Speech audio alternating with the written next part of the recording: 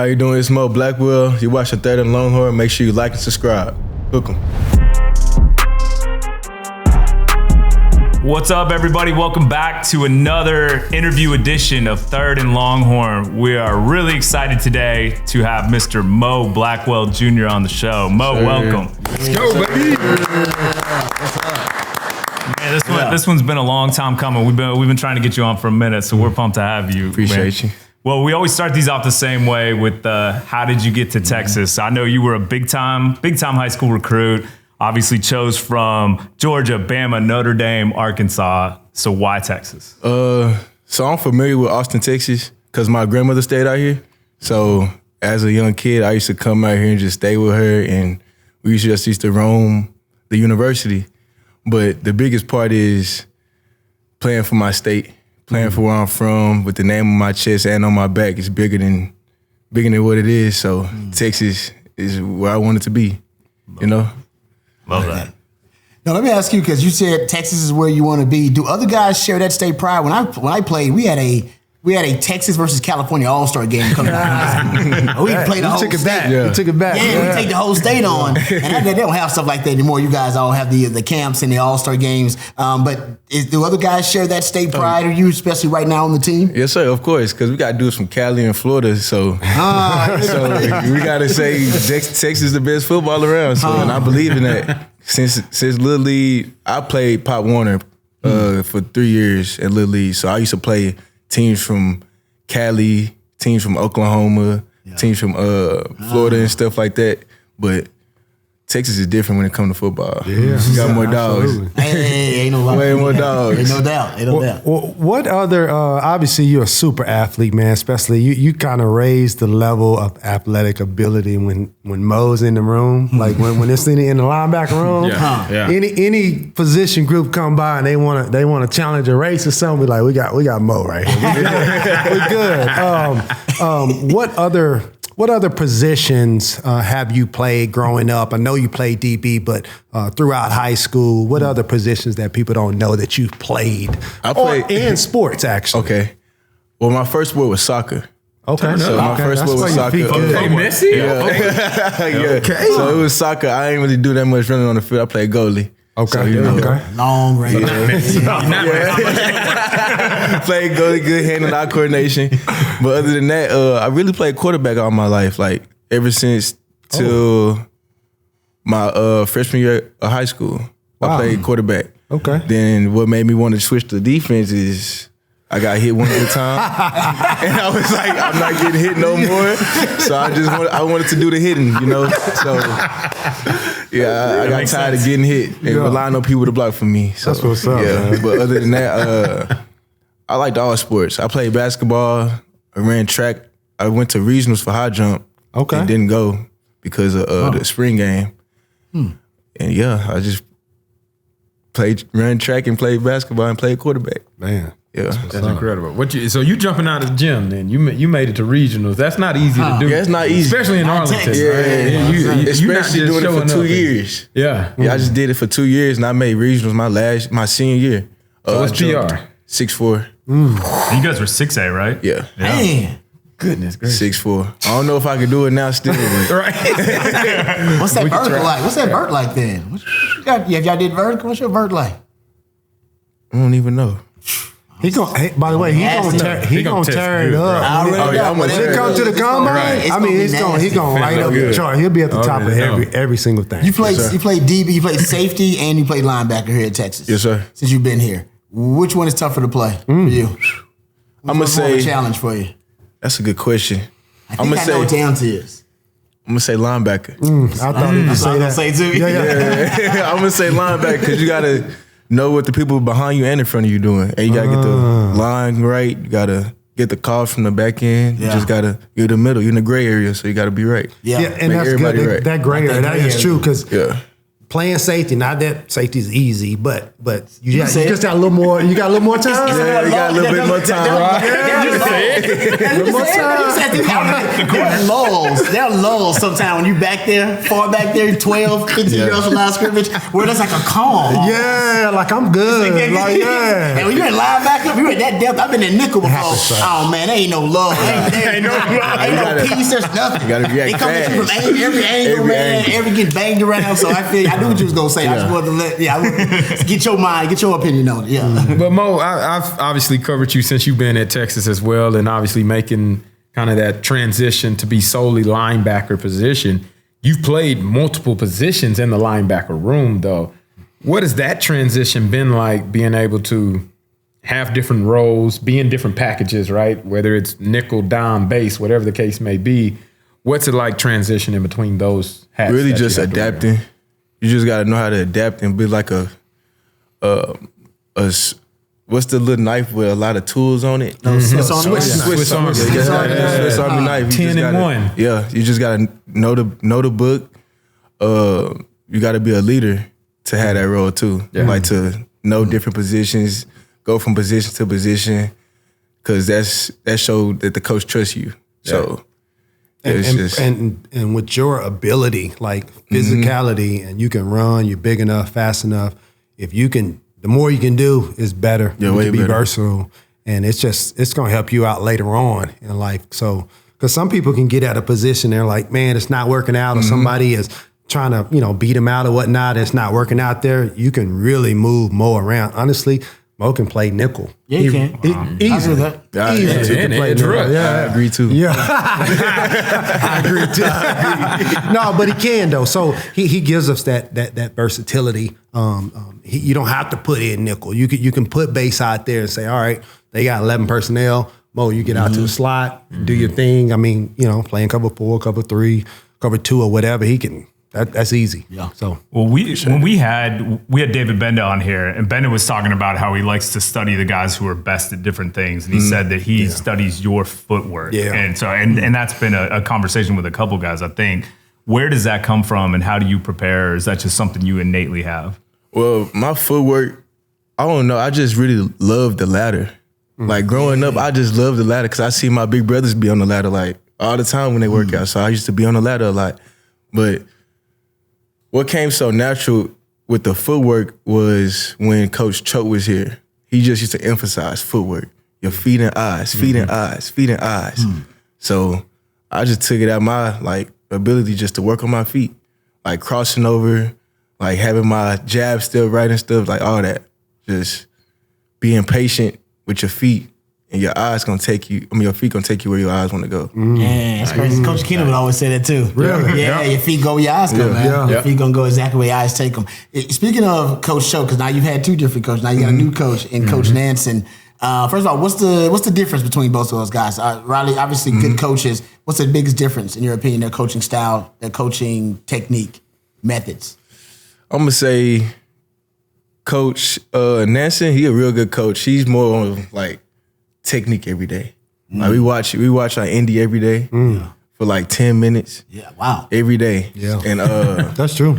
Indy, that's a lot. Yeah. He more emphasized on Indy and like your Indy work and not even like the football part of it, because that's gonna come with it. Yeah. Just work on our craft as a linebacker, then everything else will come with it. Interesting. But with Coach Choate, he more of a hard-nosed coach to me. Like he more of an old school coach, which is I like it, like because my dad is an old school dude.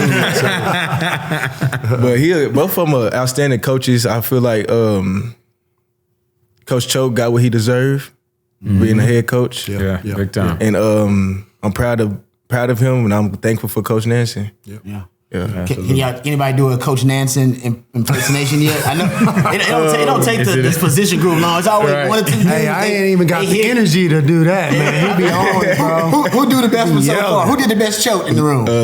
The Choate? Who did the best Choate impersonation? I'm trying to see what's Choate. Oh yeah, because we used to have fun with that. Somebody in the room. I'm gonna say Jeb Bush. See that? Jeb Bush did Choate real good. That makes sense. Yeah, Jeb Bush did Choate real good, and right now Leonga Leonga be impersonating. Leonga can do it. Leonga can do it. It don't take long, man. Yeah, Leonga can do it. Long as coach don't find out who can do it. Don't watch this, coach. Don't watch this, coach. Let me dive in a little bit, though. You talked about leadership, right? And having to be a leader in order to switch the positions that you had to go through and make those calls, and the coach trusting in your leadership belief. Well, there was a guy that was in your room that had been a 3-year starter and was a leader in Jalen Ford. We had him on the show as well. But what has it been like stepping into the role of that leader, which now seems like an open hole from what Ford left behind? Well, with me, I had to be more vocal. So I had to step up, be more vocal, and show I care so much about ball on the field. I had to show that I care so much about ball off the field. So I had to set an example for even the young guys that come in and show, like, this is how you're supposed to work. Like, even this is how you're supposed to carry yourself away from the facility on 6th Street, stuff like that. Yeah. Like, even the small stuff. It's just like going to meals. It's just, I don't know, it's just, I feel like being a leader it's not installed in somebody. It's like you born with leadership. Like, it's just how you gonna use it. So when Jalen leaving, Jalen taught me, Jalen wasn't really vocal. He showed leadership. Yeah. That's one thing with Jalen. Like, he showed leadership, and like, I got that from him by like following his footsteps. Like, doing what he do, like going places he go to. Like, me and him we used to be together like almost every day before he left. Yeah. But when he left, I just had to get more vocal. Like, this my squad now. Like, you got to show the world in Texas like what Texas really is. Like, we got to go get the natty. Man. This speaks to the culture at the end of the day, with you guys being able to pour back into the young guys and bring them along. I think it speaks to why Texas is having a lot of success right now. That's a big, big thing. Yeah. Tell me something that fans and other people don't see when it comes to the culture and why this team is so close. Okay. We have a thing called Culture Wednesdays. So on Wednesdays, I forgot what time period it was. I think it's in the summer or something. We talk to people that we usually don't talk to on the team.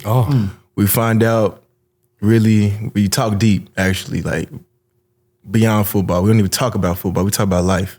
Man. So it's just building a bond with the person you don't know, you know? Yeah. And that bond would like carry on to the field because you know what he's been through and he know what you've been through. That's good. Yeah. And so both of y'all trying to work hard together to achieve one goal. So that's what people don't know. Like, we really, like, this culture stuff really is for real. Like, we take this stuff serious. It's just not a saying, like, Texas got the best culture.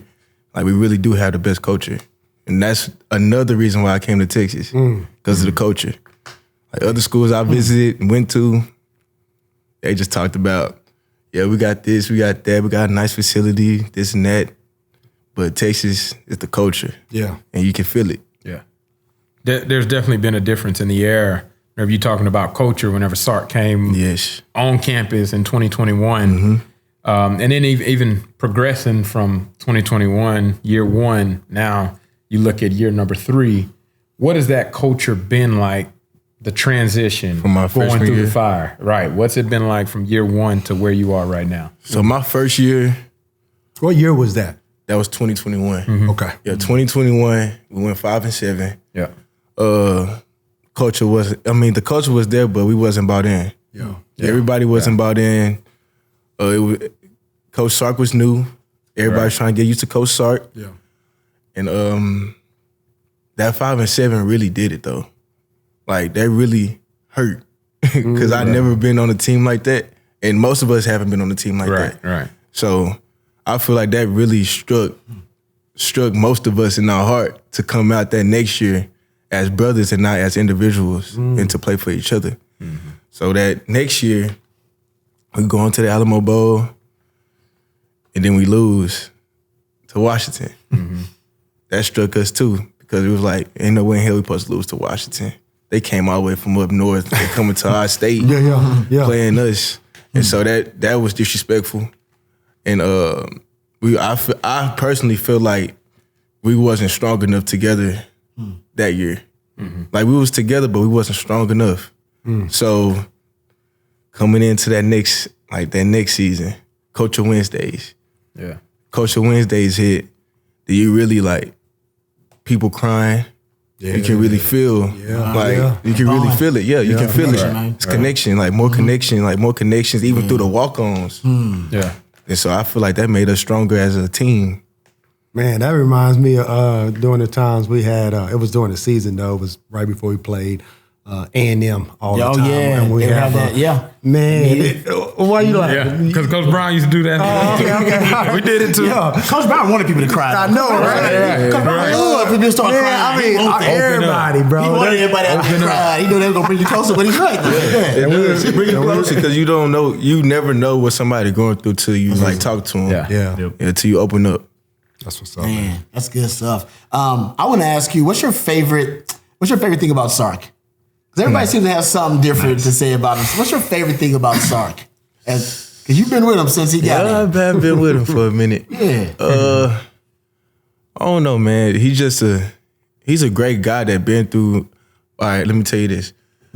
My favorite thing about Sark is he know how to adapt and he know how to conquer adversity. And so that really shows the team, like, anything you go through or went through, like, it's always another door that's open, you know? Yeah. So that's big. I feel like Coach Sark really touched a lot of people that's really listening. Because a lot of us don't really listen to what he say. Because some of us young and stuff. Like my first year, I wasn't really listening until like adversity really struck. Like, you gotta know how to fight back from it. And that's one thing, like he showed us how to fight back and how to keep our head up, shoulders rolled back, chin up. He really taught us how to really like be a man, like a father figure away from home type stuff. No, it's weird. I just find it interesting that, you know, the Texas comeback story is also Sark's comeback story. I think that helped. Like he, it was him, right? He had his kind of fall from grace, or whatever, and struggles, which we all do, by the way. We all got our demons we got to fight.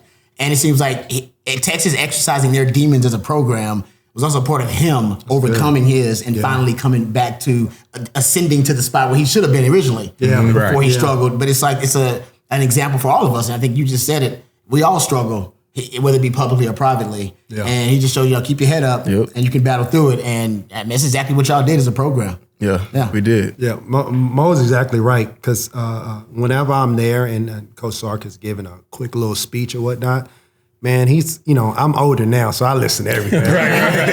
You locked in. Yeah, I'm listening to that's everything. nugget, that's well. And I'm listening, I'm like, oh man, it's just some nuggets where I'm like, of course it's after practice, so you got to say what you say and then leave. But it's some stuff where I'm saying, man, we can have a whole discussion on what he just said. Because he's just what Mo is talking about. Like he knows how to overcome adversity and fight through something that doesn't favor you. Really has great benefits at the end of the day. And he's pointed out on the team, and you can see, man, those guys believe, and he's the guy for the job, man. He says some things where I'm like, man, that's everybody needs to hear that. Not just the football, everybody needs to hear it. And the truth is, I don't know if he is the man that he is today, the coach he is today, without the trials and tribulations that you go through. Right? The obstacle is the way. You overcoming the obstacle, the things you need to overcome it, end up making you that better person. That's so true. Yeah. You learn a lot more from your mistakes. Man. Big successes. Trust me. Yeah, I'm a wise man. You do. Mo, give me an opportunity to break down some of spring ball. So I came away from the spring football game truly blown away by how competitive it went all the way through the fourth quarter on the very last play. Has spring ball always been or meant that to you in the past? And explain some of the differences of what y'all went through this spring ball period versus some of the past ones that you've experienced or seen.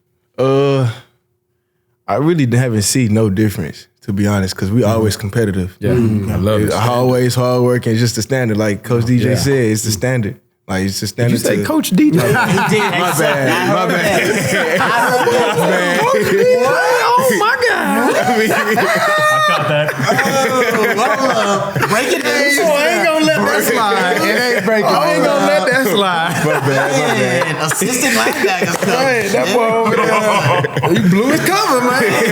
Okay. We're gonna have to edit this. No. All right, go ahead. Sorry. Yeah, we always had a competitive drive coming into Texas. So I ain't feel nothing different from the first spring to this spring. It's just who we are. I mean, that's what we're gonna do. We're gonna compete. Yeah. The defense want to win, the offense want to win. Yeah. But the defense wanted more. Come on. I'm talking about. I'm outnumbered right now. Hey, where my back up there, man? Man, he was a former quarterback, man. You know on the offense. You know where your heart lies. Well, Mo, I want to take it back because I think the play that stuck out the most to me last year was obviously in the college football playoff. And I bet you remember this play, and it was on the punt. Yeah. So Bernard was catching the punt, and he kind of muffed it, and then Keaton blew him up, and then you got there. So talk about that. Talk about what happened on that play and what it felt like in that environment to make that play. So first off, starting to play, I beat the dude off the line. Yeah. He couldn't clamp me. Yeah. I love it. Yeah. Come on. Then I'm just running, and I see the ball like coming down, and I see Keaton in front of me because he gonna beat me. He the gunner, and Keaton get there, and I just seen the ball on the ground, and I didn't know at the time like it's a muff punt, so you can't advance it. So I tried to scoop it, scoop and score, but I ended up doing the whole front flip and stuff. But It's a big play, man. The environment of that, like that felt so good. It's so like unreal. Like people.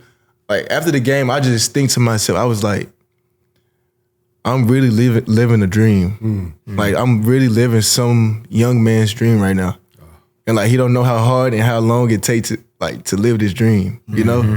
So it's just so real. It was just a so real moment. I mean, it was my opportunity to try to make a play, so I tried to do it. Yeah, it felt, as a fan, it felt like a dream. Like when that thing was, obviously until the end, and then when it ended, I was like, man, is that done? And then the offense scored, which made me feel like even better. Yeah, it tied it up. Yep, it tied it up. Made me feel even better. Big moment, man. Big moment. I want to ask you about special teams. Do you play? Do you play on all the special teams? Or most? Yeah. You play on all of them? Yes, sir. Tell me about Coach Jeff Banks. I know. We were talking about this in the elevator. Oh, yeah. Because I met Coach Jeff Banks. Love me some Coach Banks, man. He's legit. You tell the couple of folks about Jeff Banks, because I don't want to reveal nothing I ain't supposed to. Coach Banks is a real deal, though, man. I got much love for Coach Banks. Coach Banks, he's a real dude. I mean, he gonna scheme up to win. I mean, he about that money like he always say. He said he'd be like, make some me get that money, and that's what I'm gonna do. I'm gonna mess with him a little bit. But Coach Jeff Banks, he just want the best for everybody. Even though he come off hard, come off strong, he want the best. Like, even though like he's just about work. He's about his work. He's real passionate about the game of football. You can tell by the way he coach. And that's what I love about Coach Banks. And like he's one of the realest coaches we have, one of the outgoing, funniest, but when it's time to work, it's time to put all that stuff to the side and go to work. That's what I like about Coach Banks. That's really important that y'all know that his intentions are good, right? So he can coach you hard. Like that's a big deal. If you don't have that communication with the player and the coach, it's hard for that coach to really go in on you without you getting in your pride or whatnot. So that's a big deal. You would know as a coach. I know. I feel like with Coach Banks, I feel like if you're not getting on your tail or coaching you hard, then something wrong. Something wrong. Yeah, I agree with that. Something wrong. Yeah. What? Sorry to go back, but you said something about your older brothers doing the ladder stuff earlier, right? You watching it. I'm the youngest in my family, so I benefited big time from my, seeing my ups and downs of my brothers or whatnot in football. You growing up, are you the youngest? Yeah, I'm the baby. You the baby. Yeah, I'm the baby. Okay. I got two older brothers and two older sisters. Nice. My sisters live with their parents. Their mom. So all the boys grew up together. My oldest brother, he played catcher. He was a real good catcher in baseball. Okay. And how much older? He 10 years older than me. Okay. And then the brother that's next to me, he 5 years older than me. And so we went to the same high school, but growing up, I was close to the middle brother because he played football. And so I used to want to go to his practices. I just want to go with him everywhere. Like when it comes to football, I want to be with you. Yeah. I want to be with you, bro. I just love the game. Feeling, right. And like that's the thing. Like I thank my brothers, I thank my dad and my mom for like pushing me with this football stuff. Man. Because I had to sit up and ask my mama one day. I was like, Mama, did you ever imagine me going this far with football? And she said no. And so that really, it made me happy, but at the same time, I was like, damn. I think it's a grateful moment though, because she's like you really doing it big. Yeah, you living the dream. That's right. Like you just said. And my brother, he had a lot of offers. Okay. Yeah, he was a big time player. Like he played nickel. Okay. He could cover, he could run, but he went to Texas A&M Commerce and stuff happened. Yeah. But other than that, I get the ladder from my brothers. Yeah. Everything from my brothers. Man, that ladder, dog. When you mess up on that ladder, it's so obvious. You gotta start over. Let you know. Man, the whole ladder gets let you know. Start over. Right. Everybody watching you, and then you hit the ladder, and then it flips up and down, and then coach is watching. You gotta fix the ladder. Don't start all over. Don't you have that look like, dang, I'm that sorry. That's why they came out. They came out with the middle ones now. Oh, really? Yeah. So they stay Okay, down. Yeah, they stay that's down. different back then. The middle ones stay down. Back in my day, you humiliated with that. Right. You like, dang. Who messed up my ladder? Oh, dang. There's no doubt. Did I hear you say?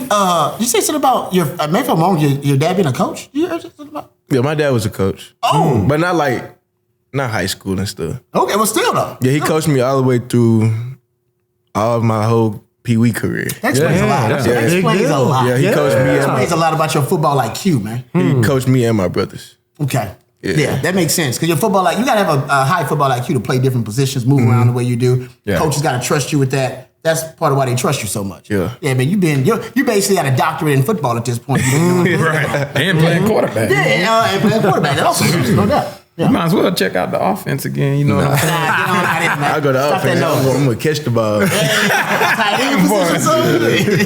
Wide eye, get down receiver, baby. Let's go.